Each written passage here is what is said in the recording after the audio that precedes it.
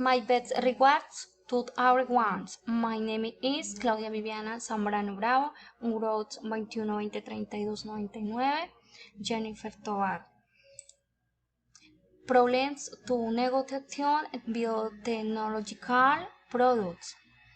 Problem related to the protection of intellectual property.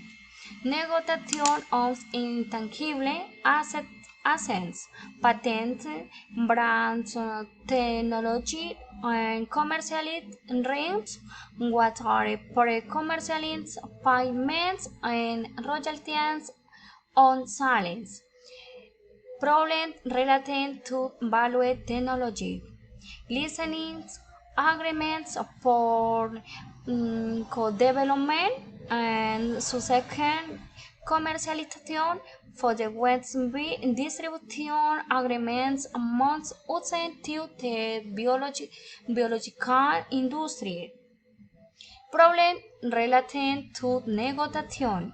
Assistance biotechnological products introduced patent strategies because they have novel technology or because they are in reactions and development projects.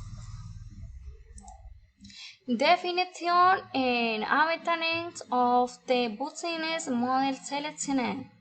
Technology transfer definition. Modality business in which state owner warrants a market in the team what state transfer lands and the partner gains state use of science technology.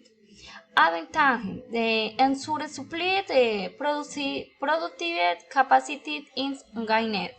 Productive standards is a secret in the environment market is warranted. Recommendations. Be clear about what the protection of intellectual property means and entails. Offer products what generate profitability but are accessible to the public. Clear and objectively carried out the reconciliation of 10 agreements between parties. Thank you.